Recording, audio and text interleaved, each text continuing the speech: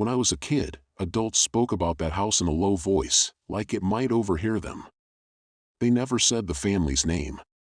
They just called it the house at the edge of the park. Our grocery store was 2 train stops away from it.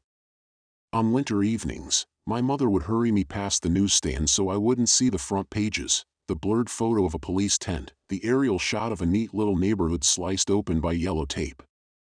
I saw them anyway. A 2-story house in a quiet part of Setagaya ward, pressed up against a small park in a thin strip of river. New Year's decorations still hanging on the door. Police clustered around it like crows. I was 9 years old the winter that happened.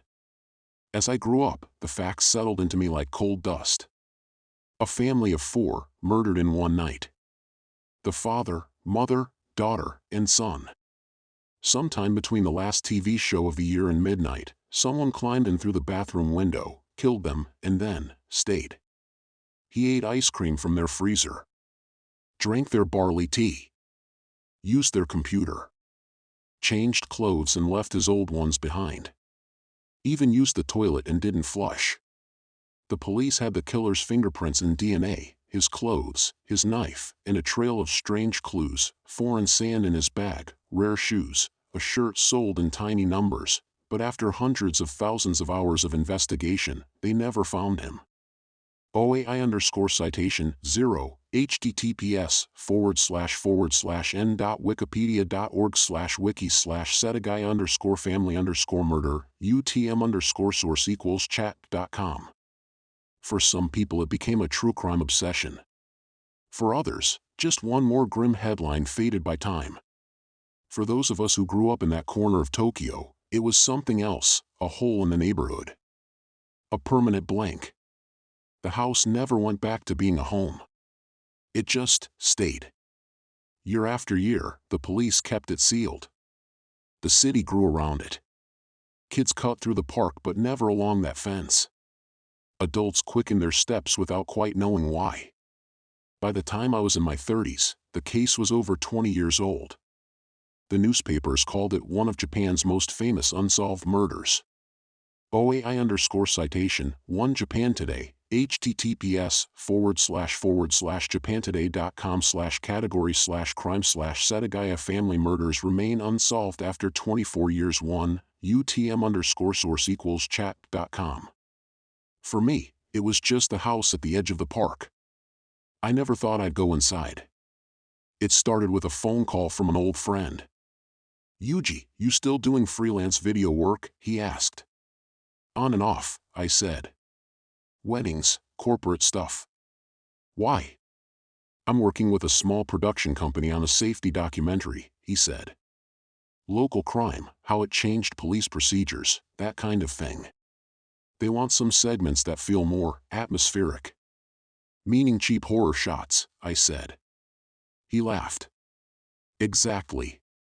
Look, the ward and the police are cooperating. They've agreed to let a camera crew film inside a certain property. Just one night, supervised. They want to show what a preserved crime scene looks like." "You grew up around here, right?" My stomach tightened.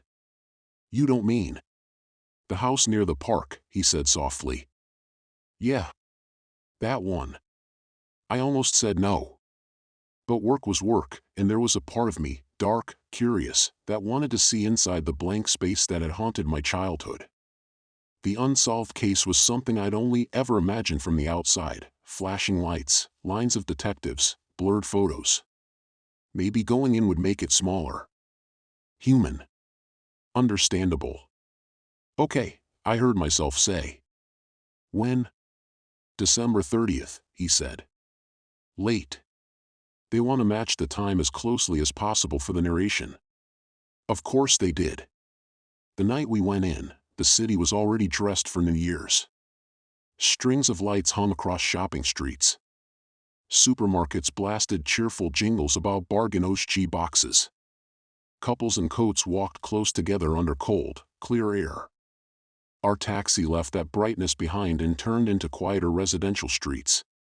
The houses here were mostly 2-story, small gardens, bicycle sheds. Some had been rebuilt since my childhood, smooth and modern. Others sagged a little, unchanged. We passed the park first. In daylight it was ordinary, a narrow strip of green with a few trees, a low fence, a slide and swings that creaked. At night, it was just a darker shape against the sky, branches bare in winter. The house is right there, the driver said, as if we didn't know. On the far side of the park, pressed close to the fence, stood a pale, boxy silhouette. No lights. No sound. Just a blank rectangle, like an erased piece of film. 2 patrol cars waited outside, their red lights off. A temporary floodlight on a tripod cast the front of the house in harsh white. My friend Kenji and 2 other crew members were already by the gate, talking to a middle-aged man in a suit. He introduced himself as Inspector Sato, though he added quickly that he was just a liaison now. The original investigation is still ongoing, he said, but most of the officers at the scene that night have retired. I was a young detective then. Now I handle media requests, for my sins. He tried to smile. It didn't quite work. So, rules, he continued, pulling a thin folder from under his arm. No touching anything unless I say so. No removing any objects. No filming the old case photos or evidence tags. Avoid using the real family name in your narration. We're here to talk about crime prevention and the reality of unsolved cases, not to feed people's morbid fantasies. Understood, Kenji said. I nodded, although we both knew that fear was exactly what the producers wanted. Fear sold ads. Fear made people share videos at 2 in the morning. The inspector unlocked the front door. The metal latch sounded very loud in the cold air. Inside, the house smelled of dust, old wood, and something faintly sour underneath, like a room that had been cleaned many times but never aired out properly. Plastic sheeting covered parts of the floor. On the remaining tatami, numbered evidence markers still stood, yellow and white, faded at the edges. The furniture was as it had been in the year 2000, boxy TV, low sofa, framed family photos with faces blurred out now by strips of paper. My throat tightened. I had imagined emptiness, bare walls. Instead it was like a snapshot of a lost evening, shoes neatly in the entryway, a child's backpack on a hook, a calendar on the wall still flipped to December. Time stopped here, Kenji murmured, as if reading my thoughts. Not exactly, Inspector Sato said. The house ages. Things decay. We repaint, repair, dehumidify. But yes, we preserve the layout as it was. It's important to some people. Like the family? I asked. And the investigators, he said. And maybe the public, whether they admit it or not. This place keeps the case from becoming just a line in a file. He gestured down the hallway. We'll start on the first floor. The living room, the kitchen, you can get your shots there. We won't go upstairs until later. Something in his tone made me glad of that. We filmed for hours. The work itself was almost boring, slow pans across the living room, close-ups of the old television and computer, details of the ransacked drawers and open cupboards.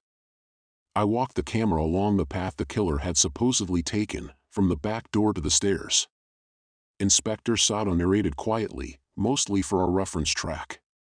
He likely entered from the park side, through the bathroom window, he said. Climbed the fence, used the air conditioning unit as a step, removed the screen, traces in the soil suggest that route. OAI_citation 2, https://n.wikipedia.org/wiki/setagaya_family_murder, UTM_source=chat.com. After the murders, he stayed here for several hours. Ate ice cream, drank barley tea, used this computer to connect to the internet around 1:18 a.m. We know because of the log files.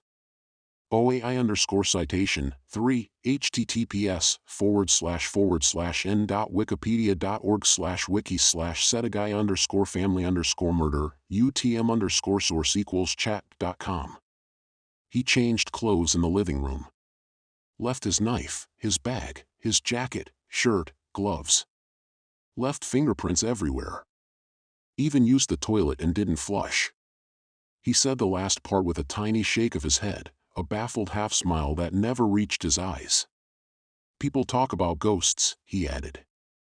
The truth is, killers leave more of themselves behind than they realize. DNA. Habits. Choices. We just haven't learned how to read the whole message yet. Kenji moved in for a close-up of the old beige PC on the low desk. The monitor was turned off, but the green power LED still glowed faintly from a modern replacement power source. The police sometimes turned it on for training demonstrations, Sato said. Can we boot it up for B-roll? Kenji asked. Sato hesitated. I'll need to log in, he said. We've mirrored the drive, removed personal data. For training, use a safe copy. But, if you want a shot of the old login screen, all right. Just from behind, no names. He reached down and pressed the power button. The fan's word, dusty but obedient. The screen flickered. The old operating system logo appeared, washed out and square. I framed the shot from over his shoulder. The system beeped once. Then, instead of the login screen, a black window opened by itself. Lines of white text scrolled briefly and vanished. Another window flashed up, too fast to read. What was that? Kenji asked. Probably nothing, Sato said, frowning. We use this machine for testing. One of the tech guys might have left something running. He moved the mouse. The cursor didn't respond. The pointer sat in the middle of the screen and began to drift, gently, as if pulled by an invisible hand toward the bottom right corner. Is that you? I asked. He lifted both hands away from the desk to show they were empty. The cursor reached the corner, then traced a slow, shaky shape across the black background, leaving a trail of pale pixels. 2 dots. A curve beneath. A crude smiling face. My skin prickled. The image vanished. The monitor went dark, then slowly brightened again with the normal login screen, username blurred. Just a glitch, Sato said briskly. Old machines do strange things when the RAM is low. He reached down and shut it off again. No one mentioned that the computer here had only ever misbehaved once before, in the official records, when it connected to the internet after the murders, long after the family was dead and before anyone had found them. OAI_citation for https://n.wikipedia.org/wiki/setagaya_family_murder UTM_source=chat.com. I tried to focus on my framing, on the steady weight of the camera in my hands, but for a moment it felt as if the air in the room had been breathed by too many people long ago and never quite refreshed. We took a break in the small kitchen where the killer had raided the fridge. Inspector Sato poured tea from a thermos he'd brought, not touching anything in the room itself. Through the window, I could see the park's bare trees and, beyond them, the faint silver line of the river. A little stone statue stood by the water's edge, a small Jizo with a red bib, its face worn smooth. Is that new? I asked, nodding toward it. Sato followed my gaze. That Jizo, he said. No. It was placed there 100 days after the murders. Nobody claimed it. Some say a relative did it. Some say someone who felt guilty. We never proved either way. OAI_citation 5 https://n.wikipedia.org/wiki/setagaya_family_murder UTM_source=chat.com. He sipped his tea. The funny thing is, on certain days when I stand in the park and look back at this house, the statue seems closer. As if it's inching its way up the bank by itself. He said it lightly, but his eyes didn't smile. Kenji checked his watch. We still need upstairs shots, he said. The bedrooms. The hallway. The bathroom window, if possible. Sato nodded. The second floor, he said. All right. But we go together. No one wanders off alone. And we don't linger. Why not? I asked, trying to sound casual. He hesitated. Because, he said finally, People tend to forget time up there. The stairs were narrow and steep, the wood worn smooth by years of family feet and then the boots of investigators. Halfway up, the air changed. On the ground floor, it had smelled like any long-abandoned house: dust, dry wood, old fabric. On the stairs, a faint chill crept in, bringing with it the trace of something else: cold plastic, stale sweetness, the chemical bite of freezer air. I realized what it was: the ghost scent of ice cream. At the top of the stairs, the corridor branched. To the left, the children's rooms. To the right, the parents' bedroom and the bathroom, its small frosted window facing the park. We turned right first. "The killer likely entered from here," Sato said, gesturing to the bathroom. The window was now reinforced with bars and a new frame, evidence tags pinned neatly nearby like labels in a museum. He traced the route in the air with one hand, up the fence, onto the air conditioning unit, fingers under the frame, screen popped out, body sliding through the gap. 15 to 22 years old, the later DNA analysis had suggested. Male, thin build. Probably athletic enough to climb in smoothly. OAI_citation 6 https://n.wikipedia.org/wiki/setagaya_family_murder UTM_source=chat.com. Somewhere out in the dark city, that body had aged as the house aged. He would now be middle-aged. His DNA still sat in police databases, waiting for a match that had never come. I stepped into the parents' bedroom. The futons were neatly laid out, covered now with transparent plastic. Evidence markers dotted the floor. On the low chest of drawers sat a small family altar, candles long since removed. For a moment, nothing felt strange. Then my camera's viewfinder flickered. The auto, white, balance jumped wildly without me touching it, cycling through cold, warm, greenish, blue. Each shift made the room look like a different place: cozy, sterile, sickly, drowned. I pulled the camera away from my eye. The room looked normal again. "You okay?" Kenji asked. "Yeah," I lied. "Maybe the light's confusing it." "There's only one bulb," he said. He was right. A single bare bulb swung slightly from the ceiling. No flicker. No color shift. I put the camera down, suddenly tired. "Yuji," Sato said quietly. "Maybe get the hallway from this angle. Then we can move on." I did as he asked. We filmed the corridor, the bathroom door, the staircase looking down.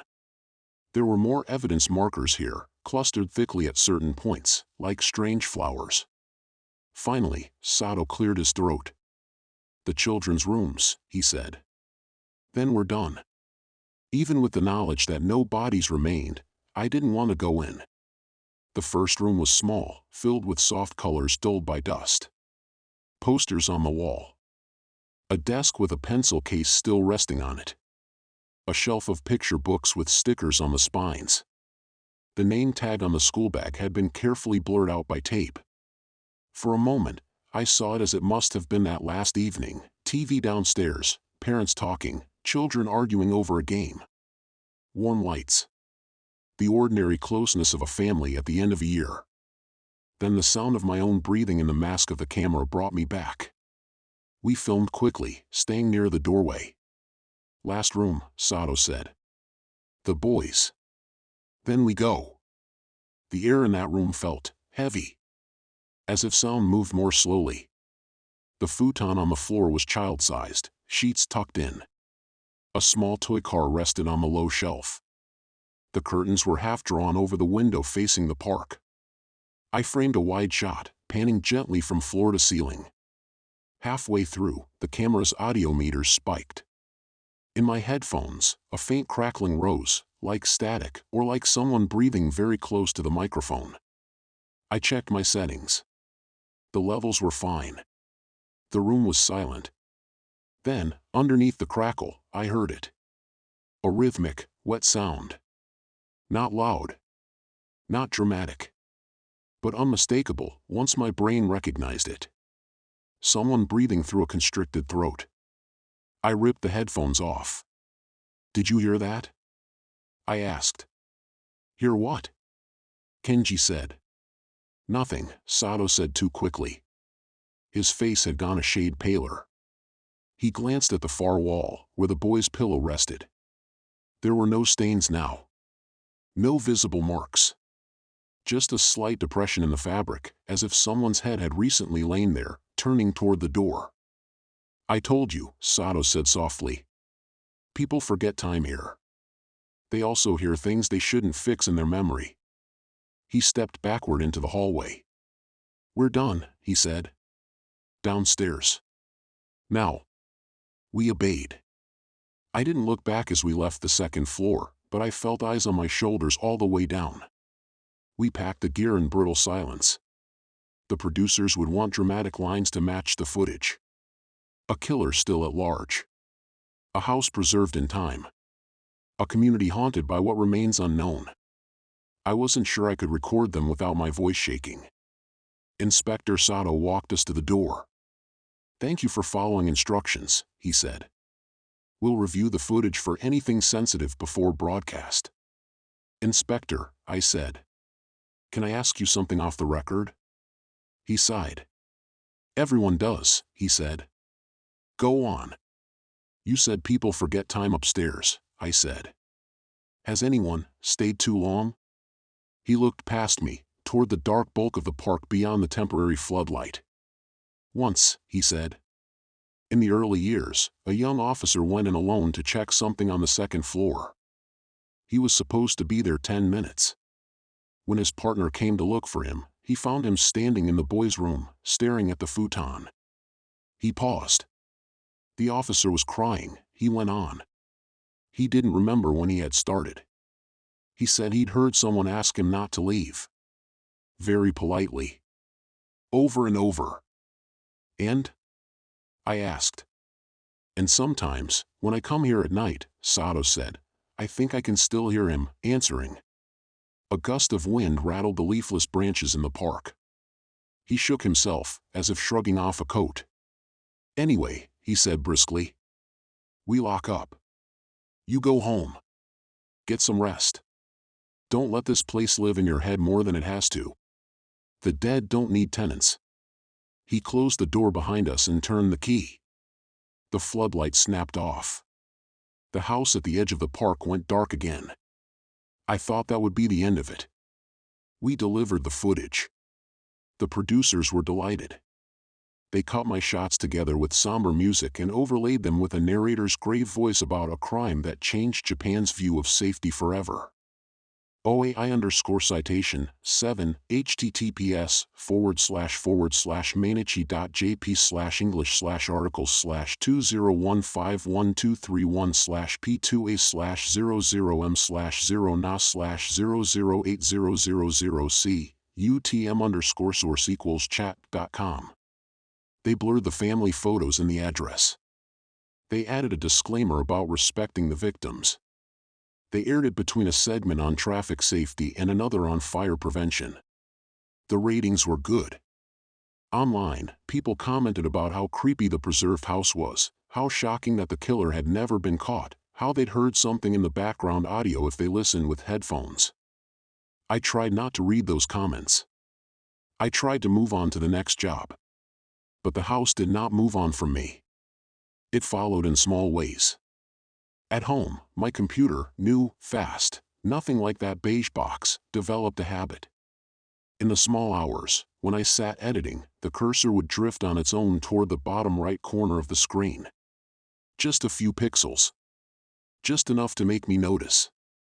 Once, when I left the room to make coffee and came back, I found a crude little face drawn in a graphics program I hadn't opened. 2 dots. A curve. My inbox began to fill with spam that slipped through filters, empty messages with no sender, no subject, just an attachment named with dates. December 30th, 2000. December 31st, 2000. And then, once, January 18th, 2001, the time the killer had been online in that house. OAI_citation 8 https://n.wikipedia.org/wiki/setagaya_family_murder UTM_source equals chat.com. The attachments were always blank. I told myself it was just my brain connecting dots. I hadn't slept well since the filming. I had been reading too much about the case. Unsolved crimes drew in obsessive people. I didn't want to join them. But I had already joined, in a way. One night, about a week before the anniversary of the murders, I woke up from a dream where the park and my own apartment had swapped places. My building sat crouched by the river. The house at the edge of the park had taken my address, my windows. In the dream, I knew someone was climbing my bathroom window from outside. My phone, on the bedside table, buzzed. I grabbed it, half awake. A notification from the cloud backup app popped up. New device logged in from unfamiliar location. The time, 1:18 a.m. My heart thudded. With shaking fingers, I opened the app. The new device had no model name, no serial number.